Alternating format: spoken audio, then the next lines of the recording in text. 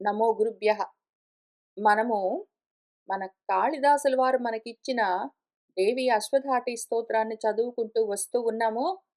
ఇవాళ మళ్ళీ అందులోని 4 శార్దూలానికి అర్థం చూస్తూ వెళ్దాము. బాలామృతాంశు నిభ ఫాలా మనా అరుణ చేలా నితంబ ఫలకే కోలాహల క్షపిత కాలామరాకుశల కీలాల శోషణ రవిః స్థూలాకుచే జలద నీలాకచే కలిత లీలా కదంబ విపినే శూలాయుధ ప్రణతిశీలా దధాతు హృది శైలాధి రాజతనయ. ఇందులో ఇక్కడ వీలా అని అచ్చుపడింది. అయితే అది వీ కాదు, లీ. లీలగా కదంబ వనంలో ఆడుకుంటూ ఉన్నది అని అర్థము.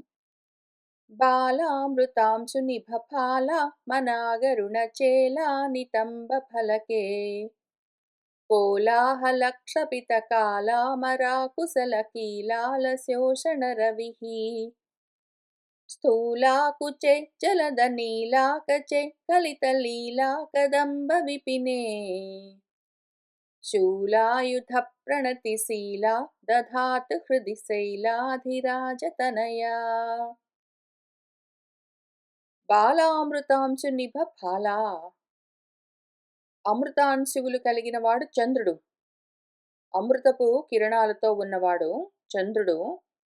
అది కూడా బాలచంద్రుడు.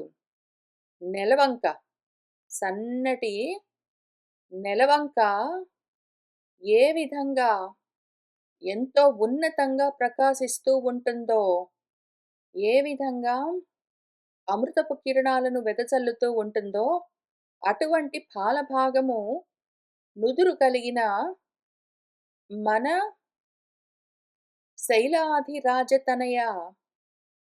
శైలము అంటే పర్వతము. పర్వతాలకు అధిరాజు, పర్వతరాజు యొక్క తనయ మన పార్వతి. అటువంటి చల్లటి వెన్నెల కురిపిస్తూ ఉన్న చక్కటి అందమైన నెలవంక లాంటి నొసటి భాగంతో ఉన్నది ఆమె. మనాక్ అంటే కొద్దిగా, అరుణము, ఎరుపు రంగులో ఉన్న చేలము చీరను నితంబ ఫలకే పిరుదుల పైన ధరించి ఉన్నది. చల్లటి వెన్నెల కురిపిస్తూ ఉన్న బాలచంద్రుడి వంటి నొసటి భాగంతో ఉన్నది. కొద్దిగా ఎరుపెక్కి ఉన్న లేత ఎరుపు రంగులో ఉన్న పట్టు చీరను ధరించి ఉన్నది ఆమె. కోలాహల క్షపిత కాలము, కలకలారావాలతో కష్టాలతో నిండి ఉన్న కాలాన్ని గడుపుతూ వస్తూ ఉన్న మన అమరులు, దేవతలు. మన దేవతలకు ఎప్పుడైతే అకుశలము, అమంగళము కలుగుతూ ఉన్నదో, ఎప్పుడైతే అశుభము కలుగుతూ ఉన్నదో, అటువంటి కాలంలో వాళ్ళు కోలాహలంగా కలకలారావాలు చేస్తూ దుఃఖిస్తూ ఉంటే, వాళ్ళ యొక్క కష్టాల కీలాలము కడలి, వాళ్ళ కష్టాల కడలిలో నుంచి వాళ్లను ఉద్ధరించేందుకు రవి అయి, సూర్యుడై ఆ నీటిని శుష్కింపచేస్తూ ఉన్నది ఆమె. ఒకవైపు బాలచంద్రుడిలాగా ఉన్నది, ఒకవైపు ప్రచండమైన సూర్యుడిలాగా ఉన్నది. స్థూలాకుచే స్థూలమైన కుచములతో ఉన్నది.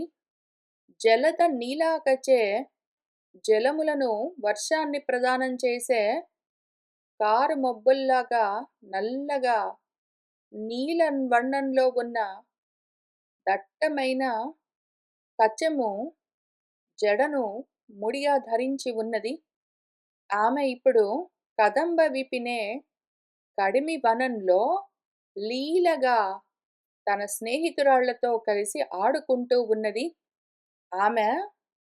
ఇంతా చేయగలిగి ఉండి, ఒకవైపు చల్లటి అమృతము కురిపించగలిగినదై ఉండి, ఒకవైపు ప్రచండమైన కిరణాలతో సూర్యుడిలాగా కష్టాల సాగరాన్ని ఎండింపచేయగలిగి ఉన్నది.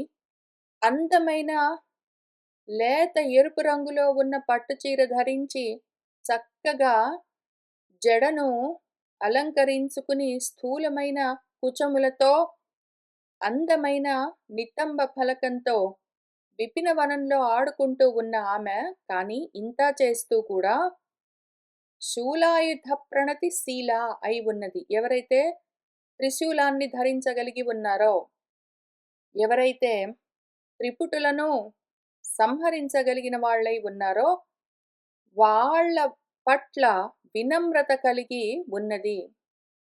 వాళ్లకు అనుకూలంగా లొంగి ఉంటుంది. అటువంటి పర్వతరాజు తనయ ఇప్పుడు నేను కోరుకుంటున్నదేమంటే ఆమె నా హృదయంలో దధాతు సన్నిధానమై అక్కడే నివసించుగాక అని కోరుకుంటూ ఉన్నాము. ఇవాల్టికి ఇక్కడికి ఆపుతున్నాను. మళ్ళీ వచ్చి కూర్చుని తర్వాత పద్యాన్ని అర్థం చేసుకుంటూ, చదువుకుంటూ, ధ్యానం చేస్తూ వెళ్దాము. శుభం భవతు.